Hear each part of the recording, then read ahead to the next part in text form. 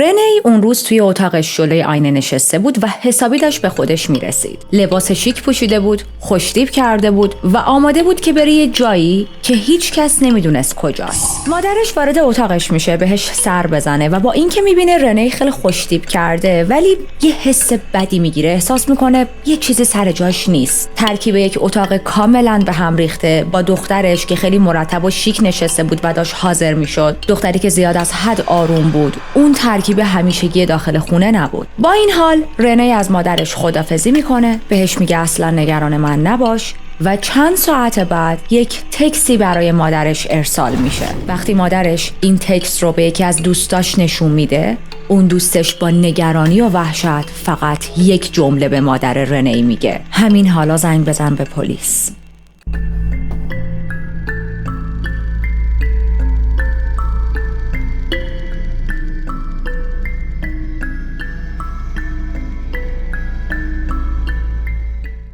من ریتا هستم و اینجا پرونده های جنایی رو براتون تعریف میکنم. اگر محتوای جنایی رو دوست دارید حتما کانال رو سابسکرایب کنید و به ویدیوهای قبلی هم سر بزنید. رنی مارستن توی 15 اکتبر 1992 در نیو ساوت ویلز استرالیا به دنیا اومد. رنی وقتی فقط 2 سالش بود مادر و پدرش از هم جدا شدن و بیشتر با مادرش زندگی میکرد. اما فقط 3 سال بعد از اینکه مادر و پدر رنی از هم جدا شدن، مادرش با یک پسری به اسم مارک آشنا شد. سال 2000 با هم رسما ازدواج کردن و رنی در نهایت فامیلی مارک رو هم گرفت. یعنی میخوام بگم تا این حد به ناپدریش نزدیک بود. خب این خانواده کوچیک 3 نفره خیلی زود بزرگتر شد وقتی که مادرش و مارک 3 تا بچه دیگه به دنیا آوردن. این خانواده توی حومه شهر درست بیرون سیدنی زندگی میکردن و رنی واقعا به جایگاهش به عنوان خواهر بزرگتر افتخار میکرد. خود رنی هم کاراکتر بسیار قوی داشت و آدم‌ها اکثرا جذبش میشدن. همیشه کلی دوست دور و برش بود و همه اونو یک دختر با انرژی و شاد میدونستن. خلاصه توی سال 2005 رفت دبیرستان و توی یک مدرسه دخترونه‌ای ثبت نام کرد و دقیقاً همونجا بود که با یکی از بهترین و نزدیکترین دوستاش از این دوستای راید اور دای آشنا شد. اسم این دوستش کامیلا زایدن بود و ازتون میخوام از اینجا به بعد رو با دقت تمام گوش کنید چون ما میخوایم دوباره به تمام این اتفاقها برگردیم و از یک زاویه دیگه این مسائل رو بررسی کنیم. خب الان رنی یه زندگی خیلی خوب و نرمال داره، یک رفیق بسیار بسیار صمیمی داره، شدن بهترین دوستای هم و فکر میکنم این دوران رو خیلی از ماها تجربه کردیم که وارد مدرسه میشیم، یک اکیپی پیدا میکنیم یا یک دوستی پیدا میکنیم، خیلی با هم مچ میشیم، مدام با هم وقت میگذرونیم، چه داخل مدرسه چه بیرون از مدرسه و الان میدونید که وایب رنی با دوست صمیمیش کامیلا چه مدلیه. رنی قبل از آشنایی با کامیلا بچه بی دردسری بود و کسی نبود که مادر و پدرش بخوان هیچ وقت نگرانش باشن. اما معلوم نیست به چه دلیل بعد از اینکه با کامیلا آشنا شد نمره‌هاش شروع کرد به افت پیدا کردن. بیشتر وقتا مدرسه رو میپیچوند و حتی سیگار کشیدن رو از اون سن شروع کرده بود.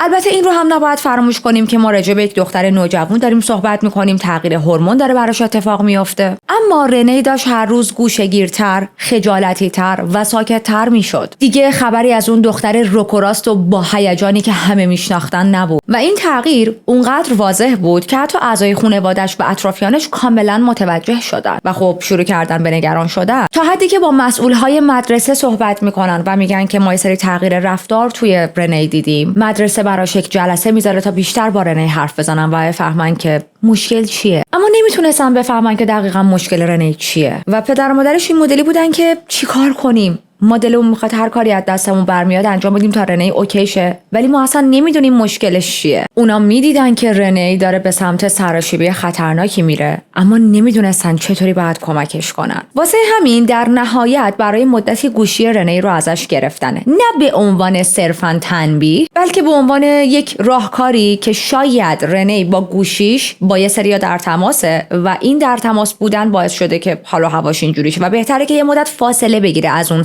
یا افراد. اما خب اینجا دوست صمیمیش کامیلا به دادش میرسه و یک گوشی دوم بهش میده. میره برای رنی یه گوشی جدید میخره، یه گوشی مخفی و خب این کاری هم که خانواده‌اش کرده بودن رسماًش فایده‌ای برای رنی نداشت و اون هنوز گوشی داشت. اما با گذشت زمان تقریباً انگار یه چیزی داخل رنی بالاخره شروع به تغییر کرد و مصمم شد که کنترل زندگیش رو بگیره دستش و یه سری چیزا رو از نو بسازه. پس توی سال 2009 رنی مدرسه‌اش رو عوض کرد و رفت به یک مدرسه زیبایی تا بتونه رویای آرایشگر شدنش رو دنبال کنه. و این تصمیم عالی بود به خاطر اینکه این مدرسه جدید کاملا اون فضایی رو به رنی میداد که بهش نیاز داشت. بالاخره شروع کرد به احساس آرامش کردن، یک حس استقلالی داشت سمتش میومد و خانواده‌اش خوشحال بودن از این تغییر. اما فقط چند ماه بعد مجدد خانواده‌اش دیدن که رنی باز حالش دقیقاً مثل قبل بد شده. رنی دوباره شروع کرد به برگشتن به همون الگوهای قدیمی که نشون میداد. مثلا اولش که وارد این مدرسه جدید شده بود داشت نمره‌های خیلی خوبی میگرفت، اما دوباره افت نمره براش به وجود اومد. اون اعتماد به نفس زیادی که مجدد به دست آورده بود از بین رفته بود، الان دیگه اصلا اعتماد به نفس نداشت. و چند ماه پیش این مدلی نبود. رنی واقعا وقتی مدرسه‌اش رو عوض کرد حالش خوب بود. مصمم شده بود که یک سر و سامونی به زندگیش بده. getting her life together. اما دوباره تمام این پیشرفتاش کم شدن، دایره دوستاش کوچیک شد، از خانواده‌اش داشت فاصله میگرفت، از بقیه دوستاش همینطور. و ما به این خط زمانی رنی توی مدرسه مجدد جلوتر برمیگردیم. ولی فعلا یکم بزنیم جلو. برسیم به سال 2011. رنی الان 19 ساله شده و متوجه میشه که اون دوست صمیمی که قبلا توی مدرسه داشت اسمش کامیلا بود با یک پسری داره دیت میکنه. در واقع اینجوری بهتون بگم رنی و کامیلا یه ذره از هم دور شده بودن، خب به واسطه اینکه رنی هم مدرسه‌اش رو عوض کرده بود و یه سری مسائل دیگه. اما الان دوباره توی این سن همو پیدا کرده بودن و وقتی با هم حرف میزنن میفهمه که کامیلا داره سر یک دیت جدیدی میره با یکی. اسم این پسر بریدن اسپیتری بود. بریدن اوایل دهه 20 زندگیش بود، توی کار ساخت و ساز بود و از هر نظر که بریدن رو نگاه می‌کردید پسر خیلی خوبی به نظر می‌رسید. کامیلا هم به رنی میگفت که من ازش خوشم اومده،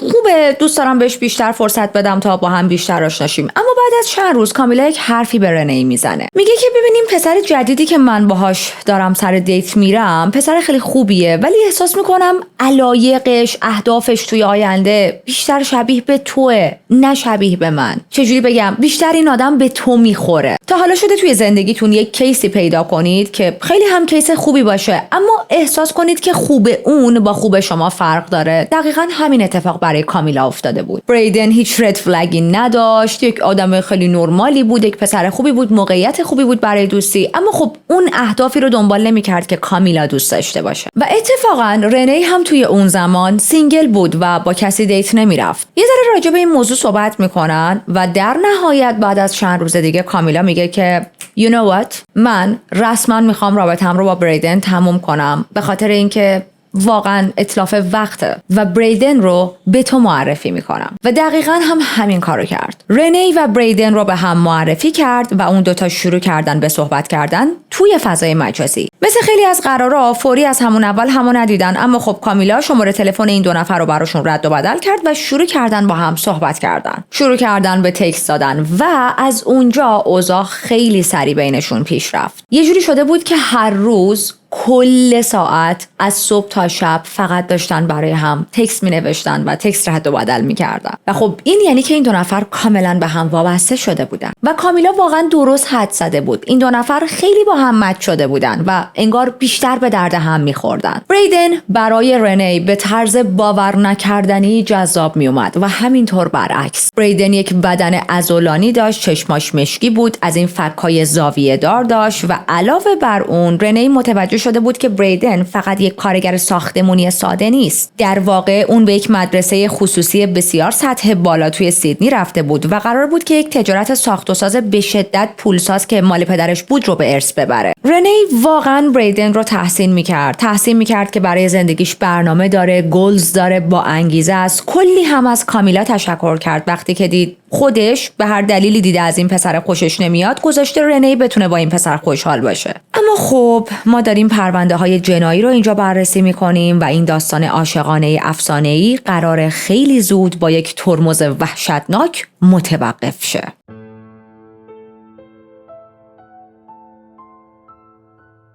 الان فقط 2 ماهه که از شروع رابطه این 2 نفر گذشته و بریدن یک خبر وحشتناکی به رنی میده. میگه که یک تصادف موتورسیکلت اتفاق افتاده. توی این تصادف با دوستش با هم بودن و بر اثر اون تصادف، چون که بریدن داشته موتور رو میرونده، باعث شده که دوستش بمیره. یعنی دوستش توی این تصادف کشته شده، اما خب بریدن پشت فرمون بوده. پس الان به خاطر نقشش توی این تصادف، توی این مرگی که اتفاق افتاده، بریدن به قتل غیر عمد متهم شده بود و بریدن رو خیلی زود میبرن زندان. خب این خبر برای رنی یک ضربه بسیار بسیار سخت بود. چون ببینید رنی احساسات بسیار عمیق و خیلی شدیدی نسبت به بریدن پیدا کرده بود و حالا قرار بود آدمی که انقدر دوستش داره سالها پشت میله های زندان بمونه، اونم درست وقتی که تازه رابطه‌شون رو شروع کرده بودن. دقیقاً همین چند روز پیش بود که این 2 نفر رسما تصمیم گرفته بودن که دوست دختر دوست پسر هم باشن و رنی به بریدن گفته بودش که آره من دوست دختر رسمی تو هم، بیا بریم به بقیه بگیم. حتی با هم قرار و دیدار و دیت اوکی کرده بودن و الان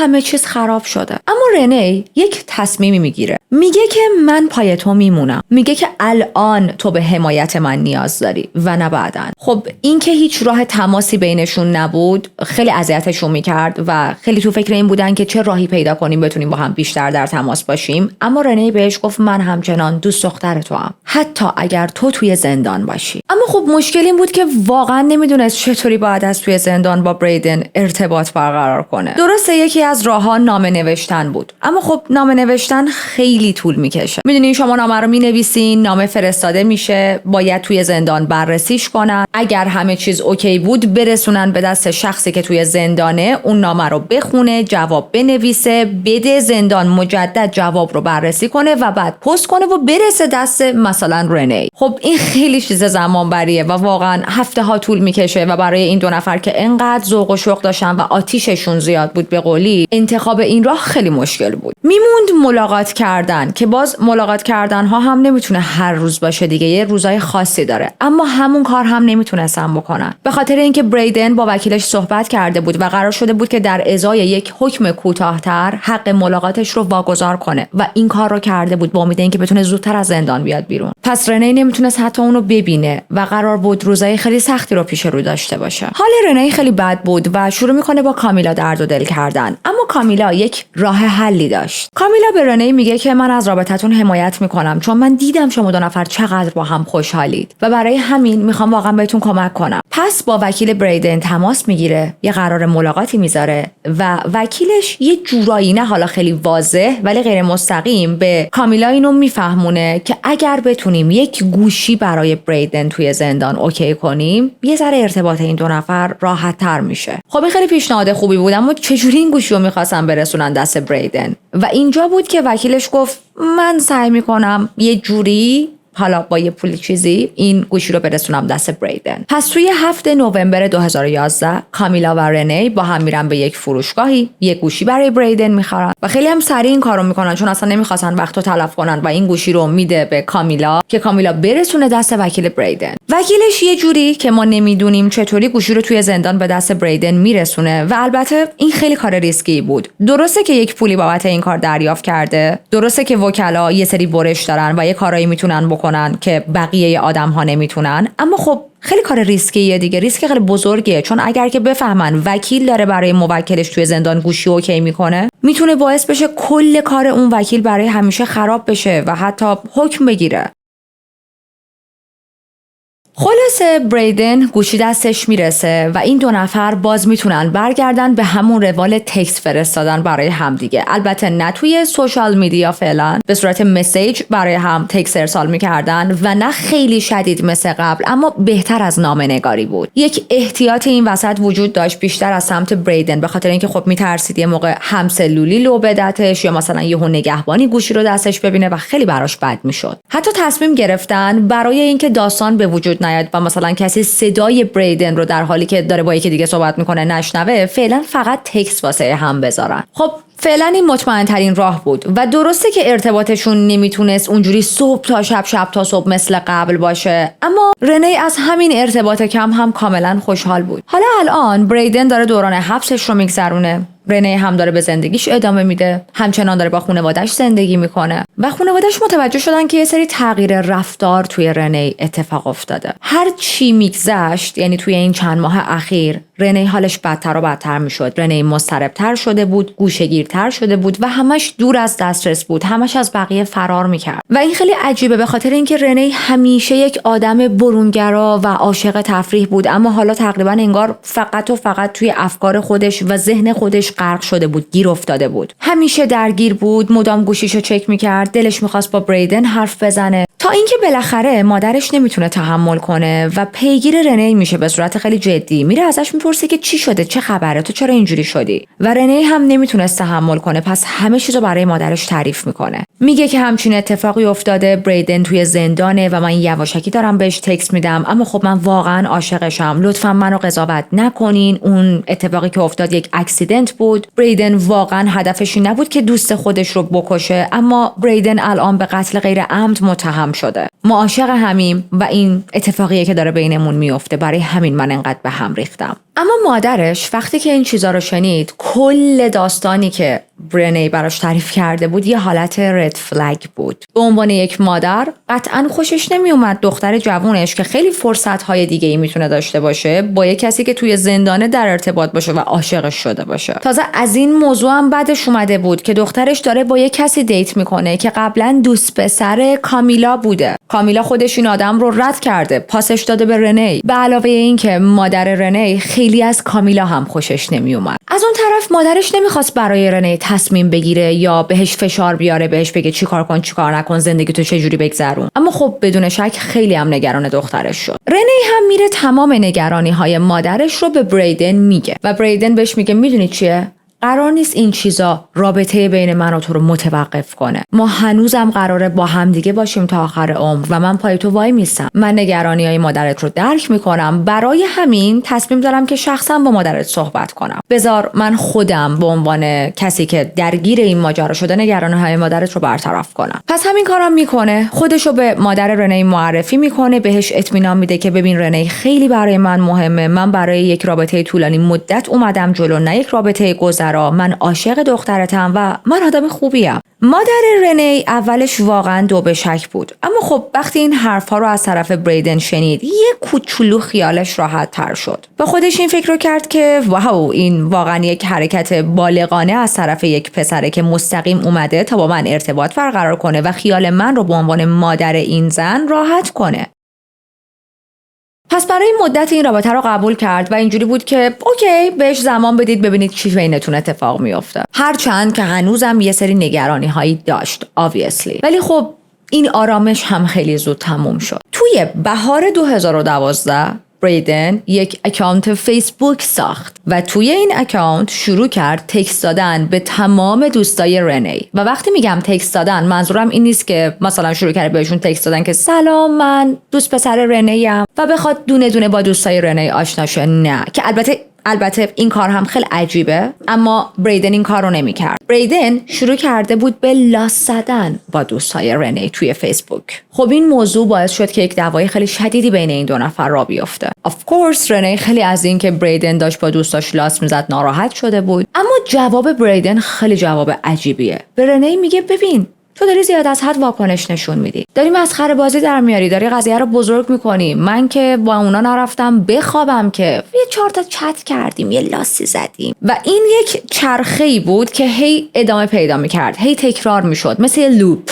بریدن این حرفا رو به رنی میزد، رنی میگفت اوکی باشه، همین یه بار، این آخرین بارت بودا. و بریدن میگفت باشه عزیزم بلا بلا بلا و بعد دوباره همین کارو میکرد. بعد رنی میفهمید که بریدن با یکی دیگه از دوستاش در حال لاس زدن بوده، عصبانی میشد، قاطی میکرد و بریدن براش یک عالمه کادو و گل و اینجور چیزا میفرستاد و خب باز رنی رو آروم میکرد. این کادوها هم از سمت وکیلش برای رنی ارسال میشد. از اون طرف کامیلا هم به رنی میگفت که ببین بریدن به هر حال پسر زیاد واکنش نشون نده، پسر خیلی خوبیه. آره درسته داره با دخترای دیگه لاس میزنه، ولی میدونی چیه؟ اون که تو زندان الان نمیتونه بره اونا رو ببینه که چه خطری داره. حالا واسه 4 تا چت هم با بقیه بکنه، تنهاست. پسر خیلی خوبیه، به ناحق افتاده زندان، به زودی آزاد میشه. وقتی هم بیاد بیرون تمام این دغدغه ها و مشکلات شما از بین میره و شما مثل هر زوج دیگه به زندگی عادی برمیگردی. تو باید هر کاری که لازمه انجام بدی تا بتونی این پسر رو نگه داری. میدونی چیه رنی؟ بریدن یک کیس فوق‌العاده است و خب رنی و کامیلا با هم دوستن. معلومه که رنی حرفای کامیلا رو گوش میکنه چون به عنوان یه دوست بهش اعتماد داره. پس بریدن رو میبخشید و دوباره همون اتفاقها میافتاد. یعنی دوباره بریدن یه سری کارایی میکرد که واقعا درست نبود و ما بقیه ماجرا.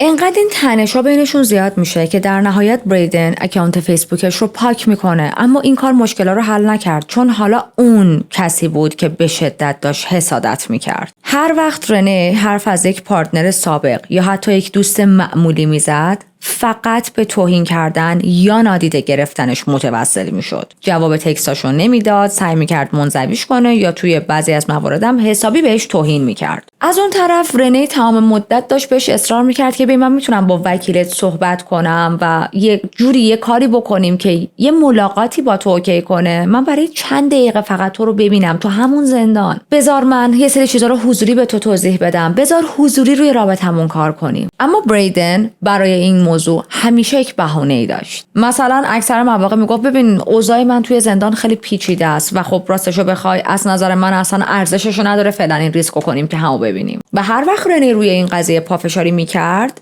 بریدن به شدت عصبانی میشد. و اصلا رفتار بریدن یه مدلی بود که انگار هر روز داره بیشتر و بیشتر از کنترل خارج میشه. برای مثال یه بار رنی میخواست کامیلا رو با یکی از همکاراش آشنا کنه که برن با هم قرار بذارن، اما وقتی بریدن اینو شنید حسابی قاطی کرد. شروع کرد به عصبانیت نشون دادن و تهمت زدن که نه تو نمیخوای اون پسره رو، حالا به اصطلاح همکارت رو با کامیلا آشنا کنی، تو داری به من خیانت میکنی، این تویی که میخوای با همکارت بری دیت. و ما داریم یک عالمه زنگ خطر میبینیم، ما داریم یک عالمه رد فلگز میبینیم که همینطوری داره تکون میخوره. اما با وجود تمام اینا رنی همچنان پای این رابطه مونده بود. حتی کامیلا هم تمام مدت داشت همچنان از این رابطه حمایت میکرد و میگفت این پسر عالیه. من نمیدونم حالا واقعا استانداردهای کامیلا چی بود. یه دونه پست توی اینستاگرام میدیدم خیلی خنده داره و پیداش کنم سعی میکنم حتما بذارمش. یه عکسی بود یه زن و مردن، بعد مرده داشت به زنه میگفت عزیزم مرسی که منو توی زندگیت قبول کردی، باورم نمیشه چطور اجازه دادی مثلا به من این فرصت رو دادی که ما با هم بیشتر آشنا شیم. خیلی دلم میخواد بدونم چی توی من دیدی که این موقعیت رو من دادی. بعد زنه برمیگرده بهش میگه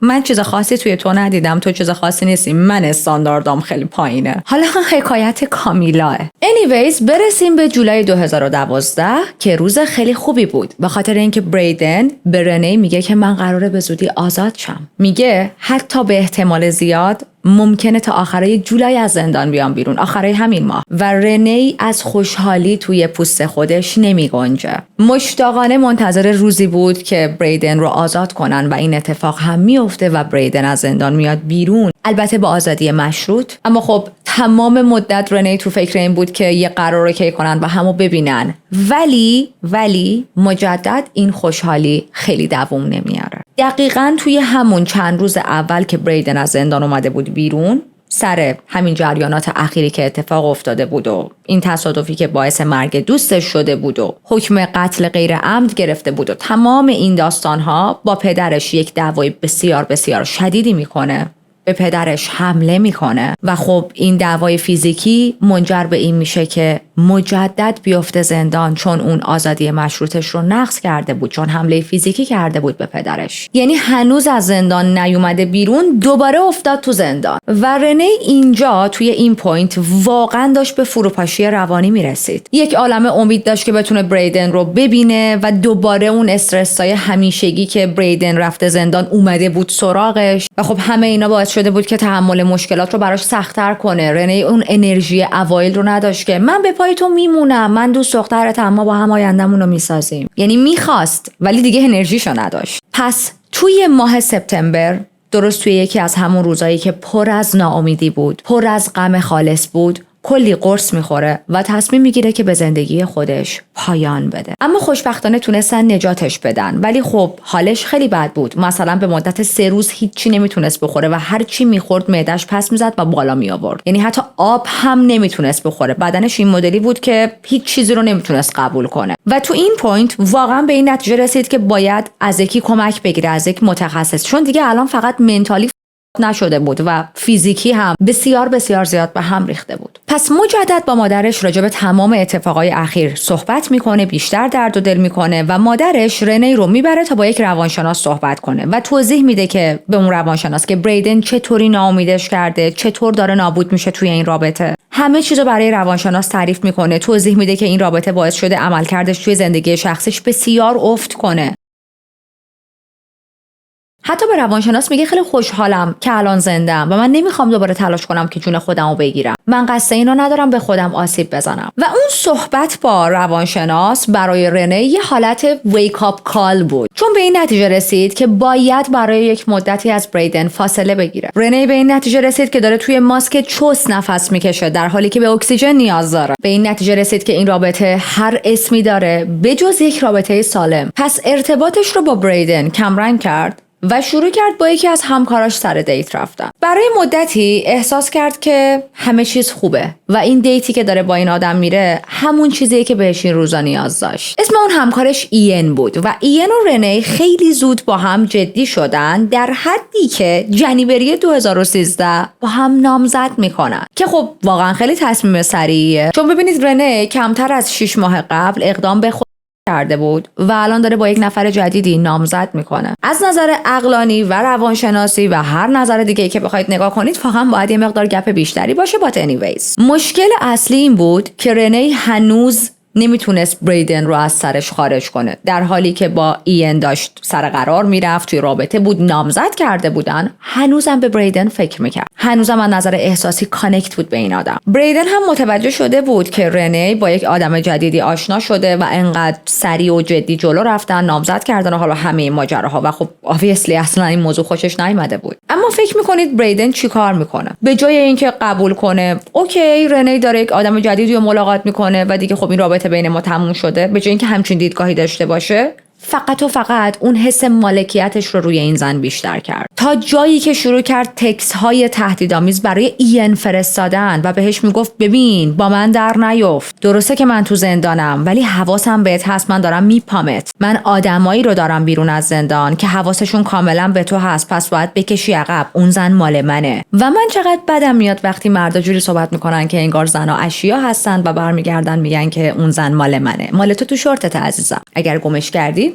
برو دور براتو بگرد. ولی به هر حال رفتار بریدن بود. رنی حتی با کامیلا هم خیلی به مشکل میخوره، به خاطر اینکه کامیلا هم میگفت نه ایین اصلا کیس مناسبی نیست، تو بریدن رو بریدنی که تو زندانه، بریدنی که از زندان اومد بیرون دوباره به خاطر خشونت نشون دادن افتاد زندان، بریدنی که کنترلگر حسوده، داره به تو خیانت میکنه، از تو زندان داره به تو خیانت میکنه، وای به حال اینکه بیاد بیرون، تو این آپشن به این خوبی رو ول کردی داری با ایین قرار میذاری. میدونین کامیلا واقعا این مدلی بود. سر همین رنی و کامیلا هم خیلی رابطه‌شون با هم شکراب شده بود. بعد کامیلا اصلا تعارف هم نداشت، یعنی خیلی رو گفتش که ببین اصلا این نامزد جدید تو خوشم نمیاد، اصلا نچسبه، به دلم نمیشینه. ولی بریدن مرد وقتی میره پشت میله های زندان تازه مرد میشه. اما خب همه اینا به این معناست که رنی از هر طرف تحت فشاره. از اون طرف کامیلا که دوستش بود داشت اینجوری میگفت، از اون طرف بریدن هم داشت اذیتش میکرد، از اون طرف ایین بیچاره هم یه گوشه نشسته بود داشت ماستشو میخورد و از این مسائل خیلی خبر نداشت و خیلی براش عجیب بود وقتی پیام‌های تهدیدآمیز از اکس رنی که بریدن بود میگرفت. پس این فشارا انقدر توی رابطه‌شون زیاد شد که توی مارچ 2013 ایین یک حرفی به رنی میزنه، میگه ببین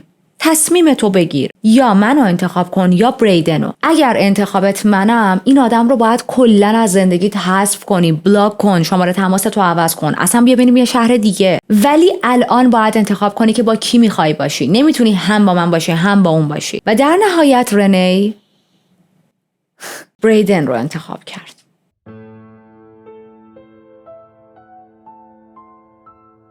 یه ذره دیگه بزنیم جلو. رنی دوباره برگشته به همون چرخه سمیش با بریدن. خب رابطش با کامیلا هم بهتر شده و توی روز تولد کامیلا براش یک تکسی میفرسته. براش مینویسه که 2 چیز هست که من براشون بی نهایت سپاسگزارم و تا آخر عمرم بابتشون ممنون و شکرگزار خواهم بود و اونم اینه که به من و بریدن اجازه دادی تا با هم یک رابطه رو شروع کنیم. تو نمیفهمی عزیزم که این واقعا چقدر برام ارزش داره و اگر به خاطر تو نبود من با تنها کسی که برام بیشتر از کل دنیا ارزش داره آشنا نمی‌شدم. و دوم این که همیشه کنارم بودی. مهم نیست چه اتفاقی بیفته، من فقط بهترین ها رو برات میخوام و امیدوارم یه روزی بتونی همه چیزت رو پیدا کنی و کسی که برات خیلی ارزش داره رو پیدا کنی و بیشتر از هر کسی یا هر چیزی توی دنیا من هر کسی رو که بهت صدمه بزنه میکشم. اما کامیلای عزیزم از اشتباهات درس بگیر، مخصوصا توی چند ماه گذشته. تو خودت رو تحت فشار گذاشتی و نشون دادی که واقعا چقدر قوی هستی و من به خاطر این موضوع تحسینت میکنم. من هر کاری از دستم بر بیاد انجام میدم تا مطمئن بشم همون چیزی که خودم پیدا کردم رو به تو هم میدم. میخوام مطمئن شم اون آدم تبدیل میشه به همه چیز تو. مأموریت زندگی من اینه که تو رو خوشحال ببینم و زندگی من تا روزی که ببینم تو به تمام چیزایی که همیشه آرزوشون رو داشتی رسیدی کامل نمیشه. نکته عجیب این تکست اینه که این 2 نفر یعنی کامیلا و رنی هنوز با هم توی یک چرخه دعوا هستن. هنوز توی اون فازیان از دوستشون که یه سری مشکلاتی دارن، یه چند روز به هم میپرن، با هم قهر میکنن، بعد دوباره با هم آشتی میکنن. دقیقاً مثل اون دورانی که توی دبیرستان داشتن و خب یه مدت از هم دور شدن. از اون طرف رابطه رنی با بریدن هم هنوز مثل قبل کاملا تاکسیک بود. حسادت اون مرد بی‌وقفه بود. اصلا خوشش نمیومد که رنی عکسایی پست کنه که پسرای دیگه توش باشن. و وقتی میگم پسر نه که مثلا حالا مشروب به دست بیفته تو بغل 10 تا پسر، نه، مثلا با همکارش عکس بذاره یا حتی یه عکسی بذاره پای یه نفر تو عکس معلوم باشه. مدام به رنی تکست میداد و اگر رنی همون لحظه یا حالا نهایت با چند دقیقه تأخیر جواب نمیداد، شروع میکرد به پیش داوری کردن، بهش تهمت خیانت زدن. anyways این رابطه شونه تا اینکه ما برسیم به روزی که رنی تصمیم میگیره بره توی یک باری و ایین رو ببینه، همون نامزد سابقش رو. نه به عنوان اینکه با هم برن سر دیت، به عنوان 2 نفری که حالا یه زمانی با هم توی رابطه بودن و الان 2 تا دوستن و با هم گپ بزنن. اما کامیلا وقتی این موضوع رو فهمید که چی میخوای بری ایین رو ببینی؟ تو که با اون آدم کات کردی، واقعا به هم میریزه و عصبانی میشه. برنی میگه نرو، اگه این کارو بکنی رابطت رو با بریدن نابود کردی و اینقدر ریاکشن روی این موضوع نشون میده که شروع میکنه به مشت زدن به رنی. موهای رنی رو میکشه و حتی وقتی رنی پشت فرمون بود و داشت رانندگی میکرد فرمون ماشین رو گرفت و کشید که خب خیلی این کار خطرناکه دیگه، احتمال تصادف میره بالا. در حدی که وقتی رنی از کامیلا اون روز جدا شد کلی کبودی و ردای قرمز روی تمام بدنش بود که خب باید بگم واقعا عجیبه. اوکی ما چیزهای عجیب توی این کیس تا الان زیاد بررسی کردیم، اما این نکته واقعا عجیبه. کی به خاطر دوست پسر یه نفر دیگه اینجوری عصبانی میشه؟ اونم دوست پسری که خودت یه مدت باهاش آشنا شدی، خوشت نیومد، پاس دادیش به یکی دیگه. و کامیلا حتی خبر بیاره رابطه‌شون هم بود.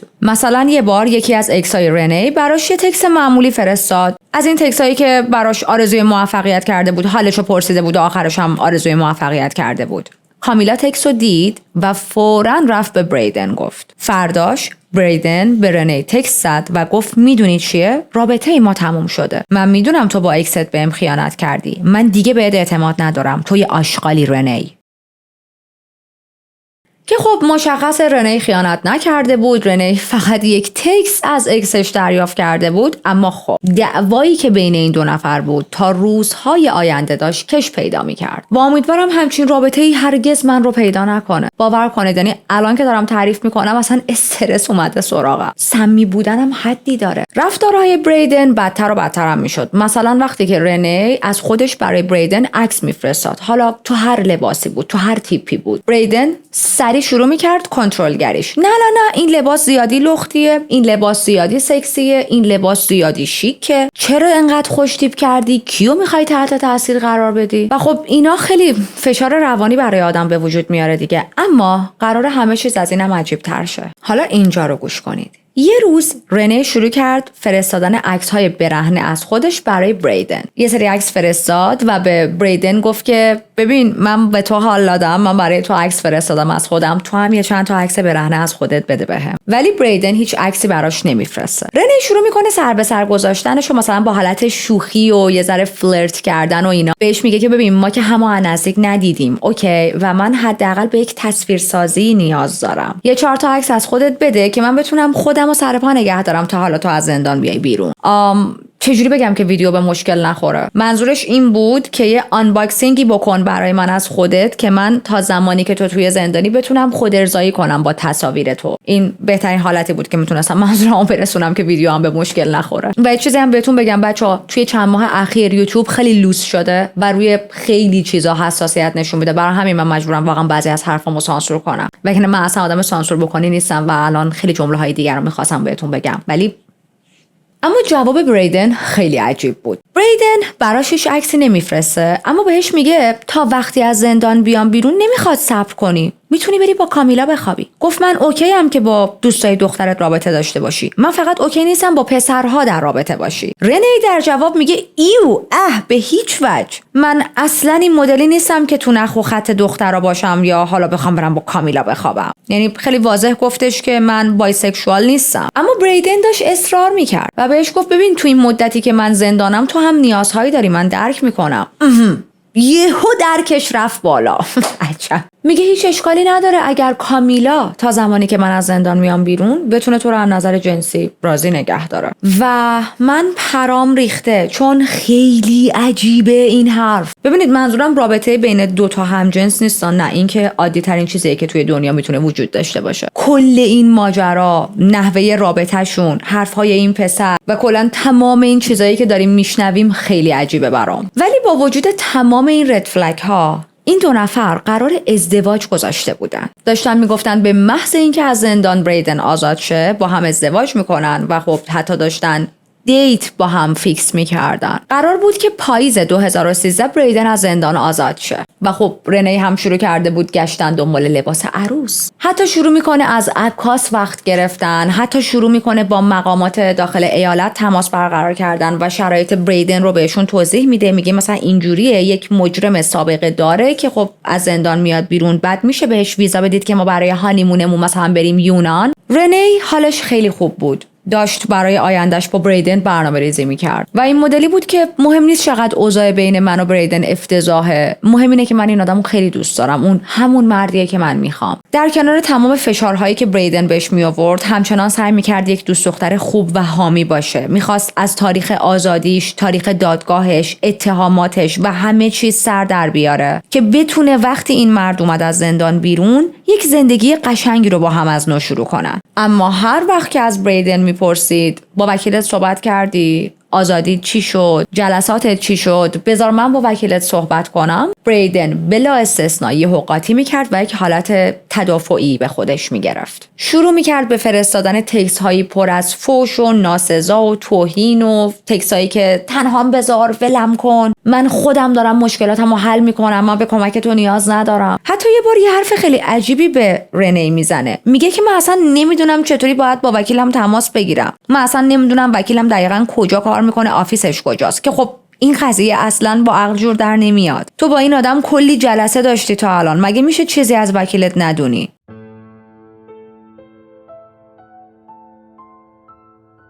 بریدن یه حالتی شده بود که انگار داشت چیزهای بسیار بسیار ساده رو بسیار بسیار پیچیده میکرد. یه مکالمه معمولی یا یک تبادل اطلاعات خیلی خیلی نرمال که واقعا بین دو نفری که توی همچین شرایطی اصلا نیازه رو، چیزایی که واقعا شفاف بود رو رسما تبدیل میکرد به جنگ و این حس رو به رنی میداد که به خاطر پرسیدن سوالهای مدام و پشت سر هم مقصره، در حالی که رنی فقط نگران آینده‌ای بود که این دو نفر میخواستن با هم داشته باشن و سوال پرسیدن حق هر آدمیه. توی همون روزا رنی یک تکسی برای بریدن میفرسته. براش مینویسه که من برات میجنگم بریدن، تو دادگاه، توی جلساتت، من برات همه جا میجنگم. وقتی اونا بهت صدمه زدن من کنارت بودم، من باهات حرف زدم. تو هر موقعیتی که گذروندی من اونجا بودم و حتی یک بار هم بهت شکایت نکردم. بریدن تو هیچ وقت اینو نمیفهمی چون تو یه مردی، اما برای یه زن پیدا کردن اون آدم بی‌نقص همه چیزه. خیلی بی‌نقص نیست بریدن.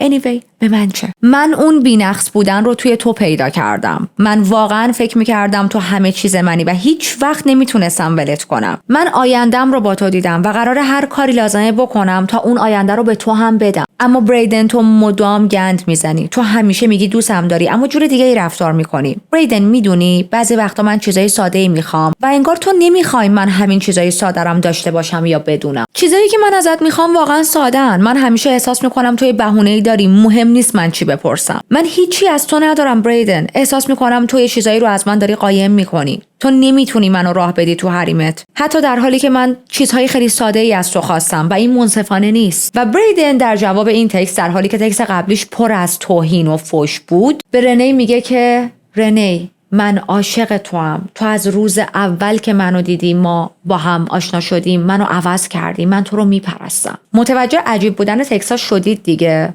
قبل از این تکست بریدن کاملا داشت به رنی توهین میکرد و الان تکست بعدیش اینه که من عاشقتم، تو منو عوض کردی، من میپرستمت. فکر میکنم این چرخه سمی منیپولیت کردن و دستکاری ذهنی که توی این رابطه از سمت بریدن وجود داره دیگه برای هممون واضحه و نیاز نیست من بیشتر از این توضیح بدم. بریدن همیشه میدونست که چی بگه یا چی کار کنه که رنی رو آروم کنه و توی اون موقعیت نگه داره. حتی خیلی جاها وقتی رنی پیش بریدن از کامیلا بعد میگفت، بریدن از کامیلا دفاع میکرد و این مدلی بود که نه رابطه تو باهاش قطع نکنی، اون دوست خیلی خوبیه برات، اون باعث شد من و تو با هم آشنا شیم. اما رنی از یه چیزی مطمئن بود، نمیتونست دوتا رابطه سمی رو همزمان هندل کنه. پس ترجیح داد حالا که بریدن رفتارش رو عوض نمیکنه، حداقل یه ذره اون فشار روانی که از سمت کامیلا یه وقتا میاد روش اون رو کم کنه و شروع کرد به سرد رفتار کردن با کامیلا. مثلا هر وقت که کامیلا میخواست باهاش وقت بگذرونه میپیچوندش، یه بهانه‌ای می آورد، سر قرار باهاش نمیرفت. اگر میدونست کامیلا مثلا توی یه جایی رفته، توی مهمونی بین دوستا حضور داره یا هر چیزی، از اون لوکیشن دوری میکرد. حتی قبلا توی یک لیگ فوتبالی بود که کامیلا هم توی همون لیگ فوتبال بود و فقط به خاطر کامیلا اون لیگ رو ترک میکنه. یه مقدار دیگه بزنیم جلو، رسیدیم به جولای و کامیلا قرار بود برای 1 ماه بره سفر. رنی همین موقعیت رو عالی دید برای اینکه کلا دم کامیلا رو به قولی قیچی کنه و حتی این اتفاق رو تایم خوبی برای خودش میبینه که بتونه بیشتر روی نیازهای خودش زمان بذاره، روی نیازهای خودش کار کنه. چون بریدن هم توی اون خط زمانی با مشکلات خیلی زیادی داشت دست و پنجه نرم میکرد و درگیر بود سر موضوع دادگاه و حکمش و این بحثا، و چون پشت سر هم چند تا تاریخ دادگاه پیش رو داشت، این مدلی بود که من باید ذره حواسم بیشتر باشه که چه تکستایی دارم برای تو میزنم و کمتر توی گوشی باشم، چون این دادگاهاش هم مربوط به آزادی مشروطش بود و خیلی دادگاه‌های مهمی بودن. بریدن تصمیم گرفته بود که ریسک رو کم کنه، مثل اینکه توی زندان چند نفرم باهاش لج افتاده بودن و احتمال اینکه خبرچینی بکنن براش خیلی بالا بود. تصمیم گرفته بود که کمتر گوشی دستش بگیره و خب اینجوری میشه که رنی میتونه یک نفسی بکشه یکم. خب الان رنی یکم فضا داره، میتونه روی خودش تمرکز کنه و برای اولین بار بعد از یک مدت طولانی داشت کمی آرامش حس میکرد. خودش رو غرق کار میکنه، شروع کرد به برنامه ریزی برای آیندهش و حتی توی یه سری از کارهای عروسیش هم رفت جلو. اما خب تمام مدت با همکاراش درد و دل میکرد که چقدر بدون بریدن زندگی براش سخته و اینکه بریدن توی زندانه یک خلأ خیلی بزرگی توی روزهاش به جا گذاشته. به همکاراش میگفت تمام مدت اضطراب این رو دارم که خبر آزادیش رو بالاخره میشنوم یا نه. میگفت اصلا این حس استرس داشتن مداوم برای من در طول روز عادی شده دیگه، بخشی از وجود من شده و این خیلی بده. و بالاخره توی 5 آگوست همون خبر و همون جوابی که منتظرش بودین همه مدت رو میگیره. اما اون تکست خوبی نبود. بریدن توی تکست بهش گفته بود که متاسفانه قرار نیست فعلا از زندان آزاد شه و به همین سادگی که من دارم برای شما تعریف میکنم نگفت. در واقع تکسش، لحنش پر از خشم، نفرت و توهین بود. بعد از این تکسا حدود ساعت 1 ظهر رنی با یکی از همکاراش میخواست بره تا ناهار بخورن با امید اینکه یه مقدار حال و هوام عوض شه و فقط این تکسی که دیدم و خوندم رو فراموش کنم. اما وسطای غذا خوردن بودن که رنی یهو شروع کرد به گریه کردن و کاملا بی اختیار بود گریه کردنش. شروع میکنه به لرزیدن و به همکارش تکسی که بریدن براش فرستاده بود و نشون میده و میگه که حسابی به هم ریختم. رنی کل تایم ناهار رو به گریه کردن ادامه داد تا حدی که گارسونا مجبور شدن براش دستمال بیارن و نکته این بود که توی اون تکسا بریدن رسما میخواست رابطه رو تموم کنه. در واقع این 2 نفر قبلا چند بار از هم جدا شده بودن، اما این بار رنی احساس میکرد حرف بریدن جدیه. بعد از اینکه ناهار رو تموم میکنن برمیگرده سر کار، اما به سوپروایزرش میگه که من باید برگردم خونه و یه سری کار واجب برام پیش اومده. بریدن جواب هیچ کدوم از تکستاشو نمیداد و رنی بیشتر از این نمیتونست تحمل کنه. به جواب جواب نیاز داشت. پس تصمیم میگیره که بره خونه تا به زندان زنگ بزنه و سعی کنه یه جوری با بریدن ارتباط برقرار کنه. حدود ساعت 2:45 ظهر به محض اینکه میرسه خونه زنگ میزنه به زندان. حرفهایی که اون روز رنی با زندان میزنه و پشت خط بینشون رد و بدل میشه تا به امروز مثل یک راز باقی مونده و ما دقیقاً نمیدونیم که چیا گفته چیا شنید. اما چند دقیقه بعد مادرش میرسه خونه، مستقیم میره توی اتاق رنی تا بهش سر بزنه، سلام کنه و میبینه که رنی نشسته جلوی آینه و داره موهاشو درست میکنه. آرایش کرده و یه لباس خیلی قشنگم تنش کرده. ظاهر رنی خیلی اوکی بود، ولی مادرش حس میکرد یه چیزی این وسط درست نیست. دخترشو خوب میشناخت و از حالا شاید حالتهای صورتش یا رفتارش میفهمید با این که دخترش داره تیپ میزنه، آرایش کرده، لباس قشنگی پوشیده، اما یه چیزی داره اذیتش میکنه. و همون موقع مادرش یک تکست خیلی عجیب از بریدن دریافت کرد. توی این تکست بریدن نوشته بود که دخترتو جمع جور کن چون رنی داره به فکر میکنه. مادرش شاک شد و تکستو به رنی نشون داد، اما رنی بهش اطمینان داد که مامان همه چیز رو به راه، بریدن عصبانیه، داره سعی میکنه حرسشو اینجوری خالی کنه. ما یه ذره بحثمون شده ولی چیز مهمی نیست، میدونی که ما بینمون بحث پیش میاد و بعد حل میشه.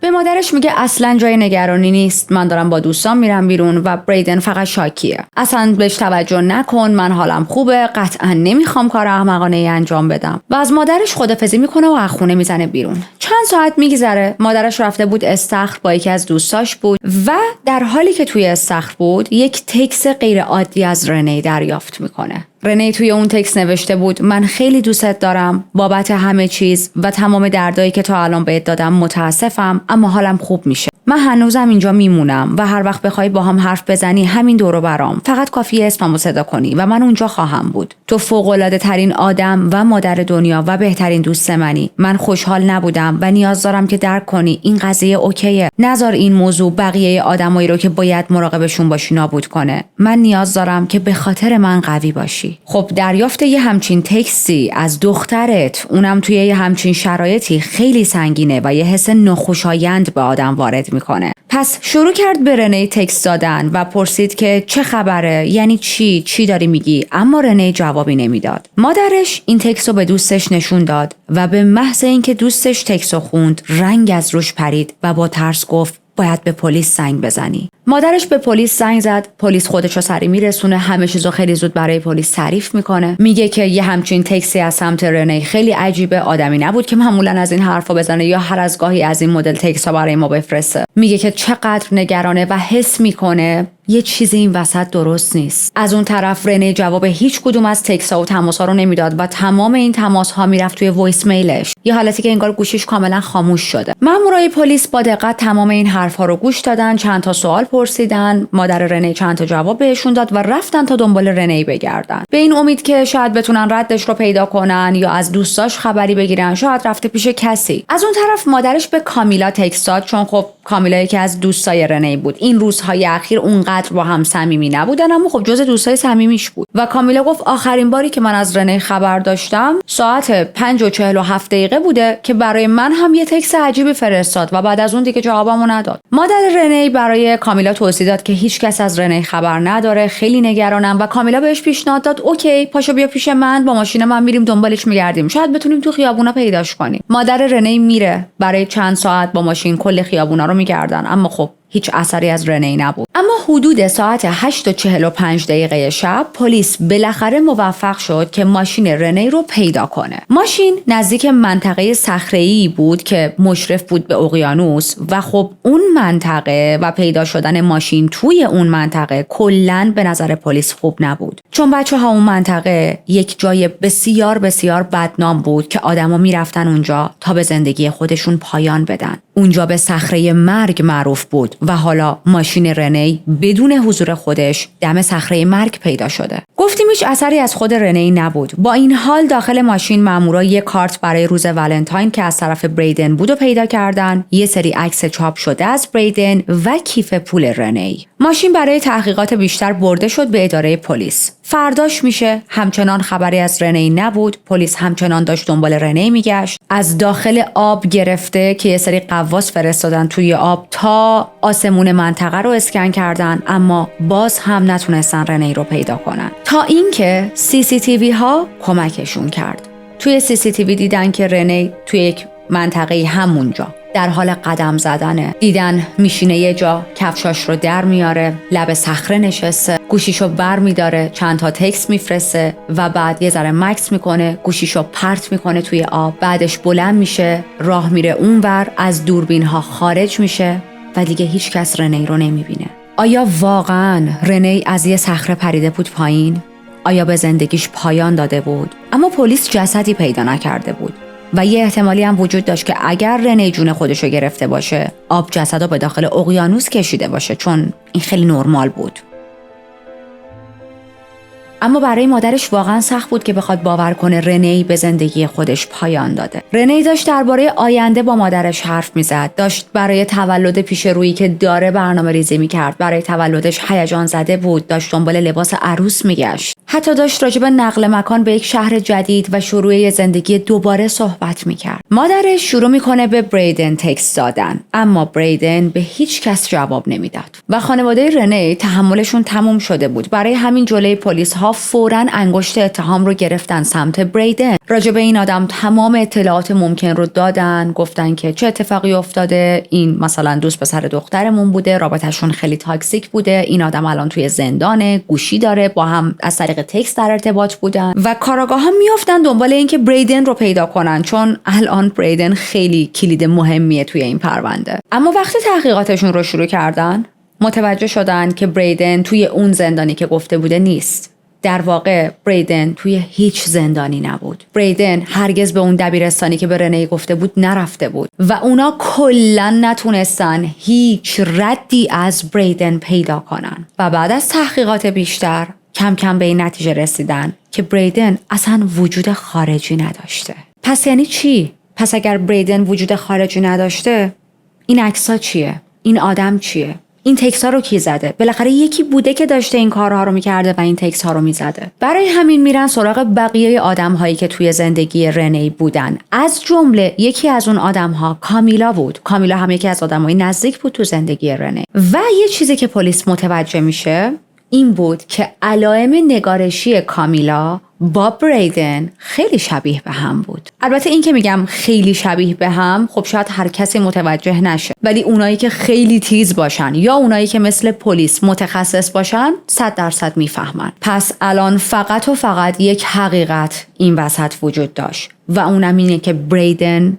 همون کامیلا بود. در حقیقت چنین مردی وجود نداشت و تمام مدت کامیلا داشت به رنی دروغ میگفت. اما قبل از اینکه بریم سراغ بقیه ماجرا، بیایید مجدد برگردیم به اون دوران مدرسه رنی که بهتون گفتم این جزئیات رو تو ذهنتون داشته باشید و ما دوباره به این خط زمانی برمیگردیم. اون زمان که رنی نوجوان بود و تازه با کامیلا آشنا شده بود، گفتیم یه سری تغییر رفتار توش به وجود اومد که هیچ کدوم از اونا رو قبلا نداشت. دلیل تمام این تغییرات رفتارش کامیلا بود. کامیلا فقط یک دوست بد نبود، بلکه کلاً یک آدم خیلی بد بود. یک کاراکتر بسیار عوضی داشت. کامیلا کاملاً سلطه‌جو با رنی رفتار میکرد. مثلا وقتی که رنی با دوستای دیگه‌اش وقت میگذروند، کامیلا به شدت عصبانی میشد. همیشه میخواست بدونه که رنی کجاست، با کی داره وقت میگذرونه، با کی داره میگرده، با کی داره حرف میزنه. و حتی وقتی رنی به عنوان یک نوجوان که خیلی عادیه تا با آدم‌های دیگه وارد رابطه عاشقانه شه، وارد رابطه با کسی میشد، کامیلا عصبانی میشد و باهاش برخورد خیلی بدی میکرد. کامیلا یک دوستی بود، یک آدمی بود که میخواست تمام مدت روی رنی کنترل داشته باشه. و بذارید اینجوری بهتون بگم، کامیلا کلا رنی رو فقط و فقط برای خودش میخواست و حتی برای اینکه این کنترلگری رو به اوج برسونه، خشونت فیزیکی نشون میداد و رنی رو کتک میزد و هیچ ترس یا خجالتی هم از این کار نداشت. خیلی وقتا تو موقعیت‌های بیشمار وقتی میفهمید که رنی با یه نفر رفته سر دیت، همونجا ظاهر میشد و دیتش رو خراب میکرد و با رنی بدرفتاری میکرد. یکی از بارا که رنی با یکی رفته بود سر دیت میره دیتش رو به هم میزنه و وقتی خودشون دوتا تنها میشن شروع میکنه رنی رو کتک زدن. انقدر بهش محکم مشت و لگد زده بود که خانواده‌اش دیده بودن رنی یه سری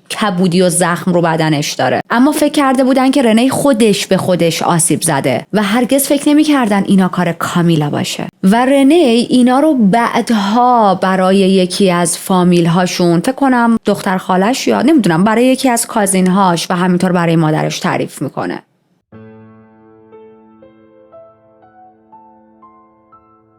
اما رنی به دوستیش با کامیلا ادامه داد تا سال 2008 که اوضاع بین رنی و کامیلا خیلی بدتر و پیچیده‌تر هم شد. گفتم که کامیلا چقدر بدش میومد اگر رنی همینجوری حتی معمولی با یه پسر دیگه حرف میزد یا هر از گاهی میرفت سر دیت. اما خب رنی الان توی دبیرستان بود، داشت بزرگ میشد و دوستش بیشتر با جنس مخالف در ارتباط باشه و کامیلا اصلا از این موضوع خوشش نمیومد. پس همینطوری بینشون تنش بیشتر و بیشتر میشد. شروع میکنه به بمبارون کردن رنی با تماس‌های تلفنی، تکست‌های بی‌وقفه و این تماس‌ها و تکست‌ها همش پر از فریاد و داد و بیداد و توهین بود. و ببینید واقعاً تکست‌ها و تماس‌های پی در پی، یعنی دارم از یک آدم بسیار بسیار بی شخصیت آویزون کنه زیگیل صحبت میکنم. یک انگلی که بی‌وقفه داره با طرف مقابلش تماس میگیره و اصلا نمیتونه نشنیدن رو قبول کنه، اونم از سمت دوست خودش. رنی حتی یک لحظه هم آرامش نداشت، یعنی خیلی وقتا شارژ گوشیش زود تموم میشد به خاطر این تماس ها و تکست هایی که داشت یک سره از کامیلا دریافت میکرد. بعد اینجوری بود که اگر رنی جواب تماس های کامیلا رو زود نمیداد فقط ناراحت نمیشد بلکه قضیه رو یک قدم بدتر هم میکرد. شروع میکرد به تعقیب کردن رنی، هر جا میرفت استاکش میکرد. مهم نبود با کی رفته بیرون، کجا رفته،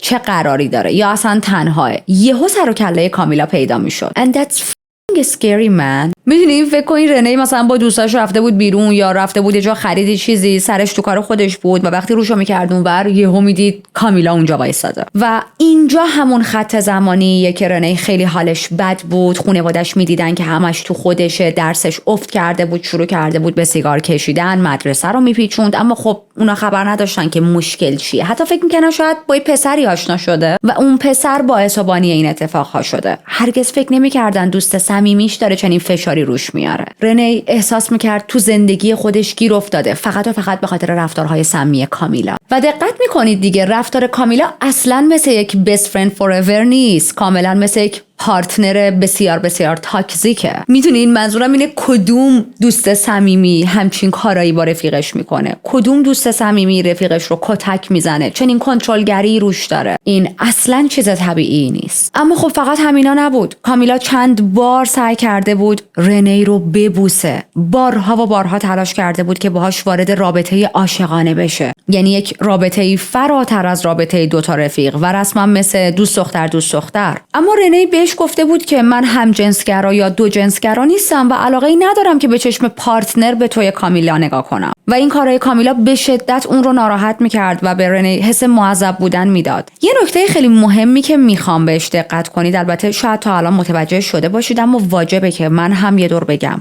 کامیلا انگار دو تا آدم کاملا متفاوت بود. سوای این موضوع که میتونست هم نقش یک دوست رو بازی کنه، هم نقش یک دوست پسر رو بخواد برای رنی بازی کنه و ما جلوتر توی زندگی رنی دیدیم که این کار رو هم کرده بود، نقش رفیق صمیمی رو داشت و نقش دوست پسر تو به اسم بریدن. رفتارهای دیگه‌ای هم داشت که من دارم میگم قشنگ انگار دو تا شخصیت داشت. مثلا یک لحظه میومد جلو و سعی میکرد که رنی رو از لب ببوسه و وقتی که رنی ریجکتش میکرد همون لحظه، یعنی فکر کنید مثلا شاید توی 30 ثانیه 40 ثانیه زمان عصبانی میشد و به رنی حمله فیزیکی میکرد، بهش مشت میزد، هلش میداد، لگد میزد، موهاشو میکشید و رنی بدون شک توی یک تاکسیک فرندشیپ گیر کرده بود. میدونیم پوینت هم چیه؟ این اصلا عادی نیست که شما اصرار داشته باشی یک نفر رو ببوسی و به هر دلیلی اون آدم نخواد تو رو ببوسه و بعد توی قاطی کنی. تو اگه اینقدر اون آدم رو دوست داری که میخوای ببوسیش، پس قاطی کردن بعدت چیه؟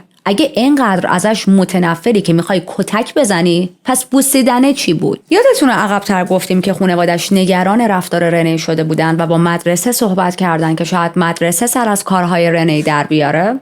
مدرسه هیچ کار خاصی نکرد. مجدد یادتون هست گفتیم رنی مدرسهش رو عوض کرد و توی اون مدرسه جدید برای مدتی خیلی حالش خوب بود، درساش دوباره خوب شده بود، دایره دوستاش بزرگ شده بود، اما باز حالش بد شد. دلیلش این بود که فقط چند ماه بعد از اینکه مدرسه‌شو عوض کرده بود، کامیلا هم استاکش کرده بود و اومده بود به همون مدرسه جدید رنی. کامیلا بدون اینکه علاقه‌ای به مدرسه زیبایی داشته باشه، وارد مدرسه زیبایی شده بود فقط برای اینکه بچسبه به رنی. اما رنی متوجه شده بود که چه اتفاقی داره میفته. حالا دیگه چرخه سمی رو شناخته بود و شروع کرد به یه ذره فاصله گرفتن از این آدم، چون می‌خواست از کامیلا دور شه. یه فاصله‌ای برای خودش ایجاد کرد. دیگه هر روز با این آدم وقت نمیگذروند، مدام مثل قبل بهش تکست نمیداد، تکست هاش رو جواب نمیداد، تمام وقت آزادش رو با بقیه یا تنها میگذروند به جز کامیلا و کلا داشت یک هلتی دیستنس برای خودش ایجاد میکرد که این کار خیلی خوبه و خیلی وقتا لازمه. حتی یه تکست مفصل به کامیلا زد و خیلی جدی بهش گفت که من دیگه نمیخوام هر جایی میرم تو رو ببینم، نمیخوام با هم کوچکترین ارتباط و دوستی داشته باشیم. با خودش فکر میکرد کامیلا انقدر منطقیه که بعد از خوندن این تکست مفصل بگه اوکی و دوستی تموم شه. اما خب نه تنها کامیلا این کارو نکرد، بلکه اون تکست فقط حسادت کامیلا رو به اوج جدیدی رسوند. مجددا شروع کرد به استاک کردن رنی، اما خیلی بیشتر.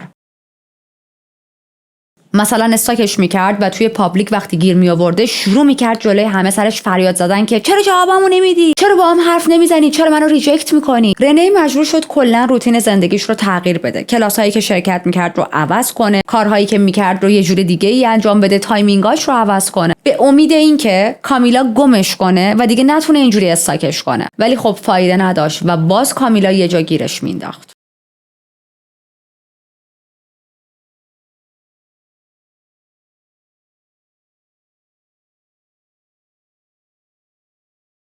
رنی میدونه فایده نداره و از کامیلا میخواد بیا همو توی یک رستورانی ببینیم و راجع به مسائل بینمون خیلی منطقی مثل دو تا آدم نرمال صحبت کنیم. اما جاست این کیس به مامانش هم گفت که تو هم با هم بیا، چون میدونی کامیلا اصلا آدم قابل پیش بینی نیست و ممکنه سری کارهایی بکنه که تو کنارم باشی خیلی بهتره و شاید به هوای تو اون کارها رو نکنه. میرن اون رستوران با وجود تمام احتیاط هایی که رنی کرده بود، از جمله بردن مادرش با خودش و توی یک مکان عمومی قرار گرفتن با کامیلا، مکالمه درباره پایان دادن به دوستیشون با کامیلا تبدیل به یک فاجعه شد. در واقع بهتره بگیم کامیلا تبدیلش کرد به یک فاجعه، در حدی که کامیلا یهو یه لحظه از جاش بلند شد، با دستاش رنی رو گرفت و شروع کرد فریاد زدن سرش. فریاد این که منظورتی نیست که میخوای دوستی رو تموم کنی و مادر رنی اومد بینشون و جداشون کرد. در واقع دخترش رو از دستای کامیلا نجات داد. مادرش وقتی میبینه که کامیلا انقدر وحشیه، انقدر هاره، بهش میگه که بس صحبتاتونو کردید، ما دیگه باید بریم و دست رنی رو میگیره و از رستوران خارج میشن. اما تمام مدت کامیلا دنبالشون بود، ور زر. همینطوری که این دو نفر داشتن میرفتن سمت ماشینشون، کامیلا هم دنبال اینا همجوری راه افتاده بود و نان استاپ داشت داد میزد، توهین میکرد، فریاد میزد سر رنی. هی بهش میگفت حرفاتو پس بگیر، حرفایی که گفتی نمیخوای دوستی تو من ادامه بدی و پس بگیر و پوی چقدر تو پیگیری، اصلا درک نمیکنم چقدر آدم باید پوچ و حقیر باشه تو زندگیش. بالاخره این دو نفر با بدبختی سوار ماشین میشن، کامیلا رو ترک میکنن، اما تمام مدت که برسن خونه کامیلا داشت همینطوری بمبارون میکرد با تکست و زنگ زدن به رنی. حالا الان از دوران مدرسه رنی با کامیلا، از دوران نوجوانیشون و از دوستیشون بیشتر فهمیدیم. حالا الان ذات کامیلا رو بیشتر متوجه شدیم. درسته توی یک مقطعی آخرای دبیرستان دیگه بالاخره کامیلا هم بیخیال میشه و دست از سر رنی برمیداره، ولی مشخص بود که کاملا این دست از سر رنی برداشتن الکی بوده و فقط فاصله‌اش رو حفظ کرده بود تا یک نقشه جدیدی برای رنی بکشه. مجدد برگردیم به خط زمانی که داخلش بودیم، اون خط زمانی که پلیس داشت راجع به رنی تحقیق میکرد و رسید به کامیلا و الان میخوان با کامیلا بیشتر صحبت کنن. کامیلا رو میبرن برای بازجویی و کامیلا هیچ حرفی از ذهنش در نمیاد، یعنی هیچ صحبتی از بریدن و اینا نمیکنه. و خب بازجویی تموم میشه و بهش میگن فعلا برو. فرداش دوباره میخوان باهاش صحبت کنن که خانواده‌اش میگن کامیلا حالش خوب نیست، کامیلا رفته بیمارستان به خاطر اینکه دیروز اقدام کرده بود جون خودش رو بگیره. البته چند روز بعد کامیلا از بیمارستان مرخص میشه و ما الان رسیدیم به 13 سپتامبر 2013 که پلیس با حکم بازرسی میاد تا خونه کامیلا رو، خونه‌ای که در واقع کامیلا داره توش زندگی میکنه، رو کامل بگردن، به این امید که بتونن اون گوشی یا گوشی هایی که باهاش از سمت یک کاراکتری به اسم بریدن به رنی تکست میزد رو پیدا کنن. متاسفانه اون گوشی هرگز پیدا نشد، انگار که کامیلا خیلی زود و سریع از شر اون گوشی خلاص شده بود. اما خب چند تا گوشی دیگه پیدا کردن. یکیش یه گوشی شخصی خود کامیلا بود، یکیش یه گوشی بود که وقتی سفر خارج از کشور میرفت با خودشون گوشی رو میبرد. یکی دیگه هم یه گوشی قدیمی بود که نگهش داشته بود. اما توی این بازرسی خونه پلیس یه سری چیزای جالب دیگه هم پیدا کرد، مثلا مثل یه سری نامه هایی که رنی برای کامیلا فرستاده بود و یا رنی برای بریدن فرستاده بود و یا نامه هایی که بریدن برای رنی فرستاده بود. خب پس این دیگه یک مدرک محکمه که شما میدونستی کاراکتر بریدن کیه و چیه، نامه هاش چی کار میکنه دستتو، پس نمیتونی خودتو بزنی به اون راه. مجدد ازش بازجویی میکنن و اواخر این سوال و جوابا یکی از مامورا از کامیلا خیلی فلت اوت میپرسه ببین کامیلا، چیزی هست که بخوای دربارش با ما صحبت کنی؟ اگر چیزی داری من با کمال میل گوش میکنم. و چون خیلی فشار این بازجویی زیاد بود و کامیلا عصبی و مضطرب شده بود، بالاخره سکوتش رو میشکنه. اعتراف میکنه، ولی اعتراف کردنش هم پر از دروغ بود. میگه که من قبل از اینکه توی ماه مارچ برم آمریکا به رنی تکست میدادم و رنی ازم میخواست، خودش ازم خواسته بود که من وانمود کنم که یک پسر هستم و ما اینجوری کاراکتر بریدن رو انتخاب کردیم. مأمور ازش میپرسه که چرا باید رنی همچین چیز رو ازت بخواد؟ کامیلا میگه نمیدونم، من فقط این کارو کردم چون اون ازم خواست، اما من هیچ کار دیگه ای نکردم. قراره چه بلایی سرم بیاد؟ کامیلا چیز بیشتری نگفت و از هر گونه مصاحبه بیشتر با پلیس امتناع کرد و متاسفانه سالها گذشت و رنی پیدا نشد و کیس به هیچ جا نرسید. تو تمام این مدت خانواده رنی و پلیس 100% مطمئن بودن که رنی از دنیا رفته و کامیلا پشت این قضیه بوده. میدونستن که رنی رو کتفیش کرده، وانمود کرده که یک پسری به اسم بریدن، مردی که هیچ وقت وجود خارجی نداشته و این که در نهایت همین موضوع و دروغ باعث مرگ رنی شده. اما یک مشکلی وجود داشت، سوالی که احتمالاً تا اینجا برای خیلی ازون پیش اومده که خب چرا خانواده‌اش از کامیلا شکایت نمی‌کنن؟ به خاطر اینکه توی اون زمان، توی اون ایالت، حالا کل استرالیا رو نمیدونم، اما توی اون ایالت کتفیشینگ جرم انگاری نشده بود. جرم انگاری نمیدونم کدوم درسته، جرم شناخته نمیشد. اوکی، جوری خوب شد. با این وجود خانواده رنی نمیخواستن بیخیال شن و خواستار برگزاری یک دادگاه درباره مرگ دخترشون بودن. دادگاه هم داشت انجام میشد تا یه حدی براشون، اما خب میدونید روندهای قانونی طولانی و کند بود، خیلی وقتا ups and downs داشتن، خیلی وقتا حالتی بودن که احساس میشد اصلا ممکنه به جایی نرسه کاراشون. اما بالاخره توی بهار 2020 و تقریباً 7 سال بعد از ناپدید شدن و مرگ رنی یک دادگاه تعیین میکنن. 7 سال بعد. خب الان توی این 7 سال تک و علم جهش‌های خیلی بزرگی داشته، خیلی چیزها رو بهتر میتونن بفهمن، بهتر میتونن به جلو ببرن و از اونجایی که توی استرالیا شرکت‌های مخابراتی موظفن لاگ پیام‌ها رو نگه دارن و هیچ وقت از بین نبرن، با وجود اینکه گوشی خود رنی و اون گوشی که بریدن نام به اصطلاح داشت ازش استفاده می‌کرد، اون گوشی که کامیلا داشت به عنوان بریدن خیالی استفاده می‌کرد، هیچ وقت پیدا نشده بود، اما کارآگاه‌ها تونستن تکست‌های بیشتری رو در بیارن این وسط، تکست‌هایی که خیلی‌هاش بین کامیلا و رنی رد و بدل شده بود.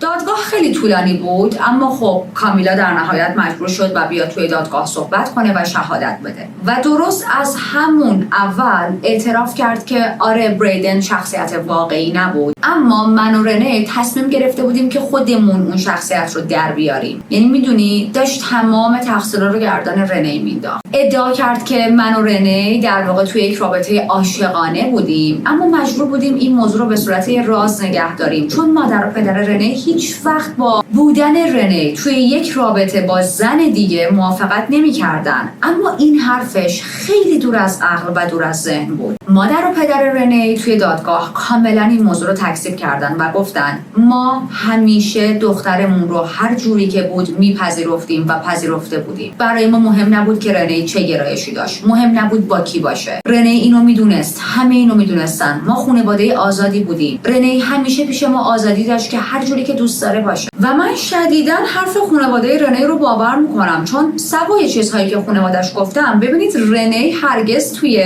تمام این اتفاقات جوری رفتار نکرده بود که انگار میدونه که بریدن یک کاراکتر واقعی نیست. در واقع رنی 100% همه چیز رو باور کرده بود، تا حتی دنبال زندانی رفته بود که بریدن گفته من اونجا حبسم و به زندان زنگ زده بود. میدونید پوینت هم چیه؟ یه نفر اگر بدونه که همه اینا خیالیه و خودش با دوستش این چیزا رو درست کرده باشه که نمیره به زندان زنگ بزنه، چون at the end of the day میدونه که اون یه کاراکتر خیالیه. رنی بارها تلاش کرده بود که برای بریدن کادو بفرسته، تلاش کرده بود که با وکیلش صحبت کنه، تلاش کرده بود که دادگاه‌هاش رو شرکت کنه. چرا اگر یه نفر همه اینا رو با دوستش از خودش درآورده باید این کارا رو بکنه؟ بعد ببینید تعداد تکست هایی که رنی با بریدن رد و بدل کرده بود بیش از 30,000 تکست بود. چرا یک نفر اگر فکر میکنه یه شخصیتی خیالیه باید این میزان تکست بده؟ اوکی، میگیم چند روز، چند هفته، چند ماه مسخره بازی کردیم و تموم شد و رفت، ولی این همه تکست؟ حرفای کامیلا اصلا با عقل جور در نمی اومد و این موضوع رو هم توی دادگاه مطرح میکنن و میدونید جواب کامیلا چی بود؟ ما دوست داشتیم که توی نقشمون بمونیم. اما سوالی که اینجا مطرح میشه، پس عکسای بریدن چی؟ رنی از بریدن عکس داشت و منم مثلا عکس به شما نشون دادم در طول پرونده. اون عکس‌ها عکسایی بود که کامیلا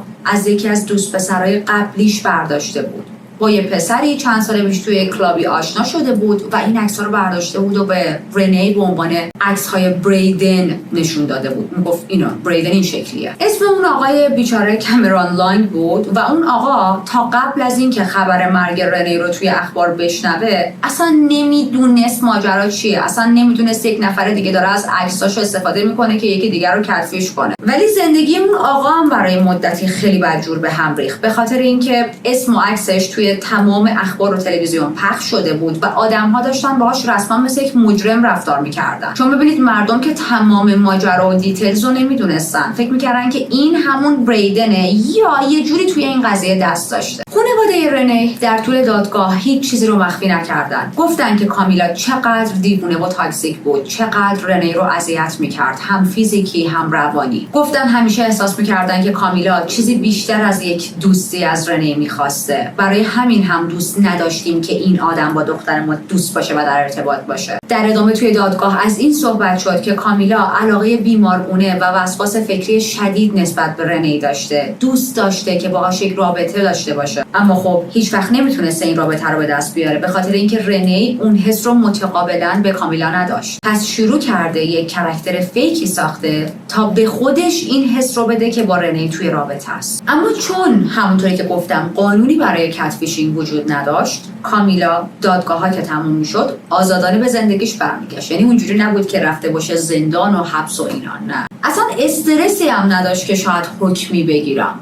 چی؟ حالا ریلکس. از اون طرف خانواده رنی همچنان در حال پافشاری کردن و تلاش کردن بودن تا کتفیشینگ رو توی استرالیا، توی اون ایالت به عنوان یک جرم بشناسن و حتی میخواستن اسم این قانون رو بذارن قانون رنی. یه دادخواست درست کردن که الان تقریبا این دادخواست 18,000 تا امضا داره و یک بخشی از این دادخواست رو من براتون میخونم. نوشتن که تصور کنین اگر بهترین دوست بچه‌تون باعث بشه که بچه‌تون به زندگی خودش پایان بده. این بدترین کابوس هر مادر و پدریه، اما برای ما یک واقعیت دردناکه که اتفاق افتاد. دختر ما از لحاظ احساسی توسط بهترین دوستش کتفی شد. دختر ما رفته اما دوستش هنوز که هنوزه هیچ اتهامی دریافت نکرده. هیچ عواقب قانونی براش وجود نداره. ما به دخترمون قول دادیم هر کاری از دستمون برمیاد بکنیم تا کتفیشینگ جرم انگاری شه. جرم انگاری. اوکی، اینجا فهمیدم. انکار نه انگار.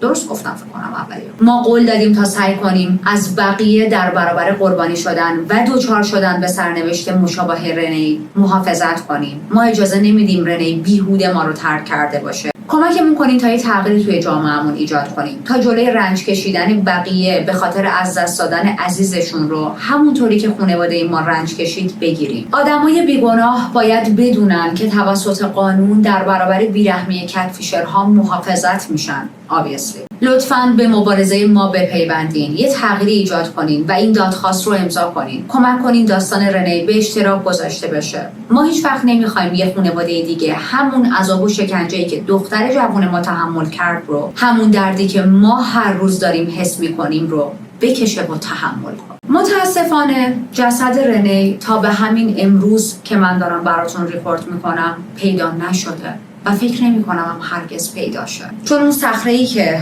رنی مستقیم ازش پریده داخل اقیانوس یه جوریه که موج‌ها و آب اقیانوس جسد رو میتونن کامل بکشن تو خودش. برای همین تا امروز هیچ اثری از رنی نیست، هیچ اثری هم از جسدش نیست. اما خب دادگاه توی سال 2020 رسما مرگ رنی رو تایید کرد و این پرونده رو به عنوان یک پرونده است. و خب برای مادر و پدر و خانواده رنی این خیلی سخته که حتی بدن عزیزشون رو ندارن و نتونستن حتی جسد دخترشون رو ببینن. و حالا حکم کامیلا چی شد؟ یه نفس عمیق بکشید، دم بازدم، یه آب بخورید، به زیبایی های دنیا فکر کنید، به پرونده هایی که مجرمین توش حکمای زیادی گرفتن فکر کنید و بعد الان بهتون حکم کامیلا رو بگم. کامیلا هیچ حکمی نگرفت، هیچ حکمی. کامیلا آزادانه داره میچرخه و زندگی میکنه. متاسفانه اون زمان توی اون ایالت کتفیشینگ همونطوری که گفتم جرم انگاری نشده بود و من نمیدونم دقیق توی اون ایالت الان کتفیشینگ جرم انگاری شده یا نه. واقعیت وقتی فهمیدم کامیلا هیچ حکمی نگرفته انقدر دود از کلم بلند شد که اصلا دیگه یادم رفت این موضوع رو سرچ کنم. ولی حتی اگر هم جرم انگاری شده باشه شامل حال کامیلا نمیشه، چون کامیلا موقعی این جرم رو انجام داده که توی اون ایالت کتفیشینگ جرم نبود. با وجود اینکه پزشکی قانونی خیلی واضح اعلام کرد که رنی کرده و فقط و فقط به خاطر همین دروغ‌ها و فشارهایی بوده که کامیلا بهش آورده و همونطوری که احتمالاً خیلیاتون میدونید در خیلی از جاهای دنیا اگر یک نفر رسما قتل انجام نده اما منتالی باعث بشه که یک نفر دیگه به فکر کنه جرمه و میگیرن میندازنش زندان. مؤدبانه ترین اصطلاحی بود که میتونستم به کار ببرم. میگیرن میندازنش زندان. اما خب این شامل حال کامیلا نشد. ببینیم من الان یه سرچ کردم دیدم که خانواده رنی همچنان دارن میجنگن تا بتونن قانون رنی رو تصویب کنن. پس این یعنی که احتمالاً هنوز جرم انگاری هم نشده توی استرالیا این موضوع، یعنی توی اون ایالت. وای از این کشور.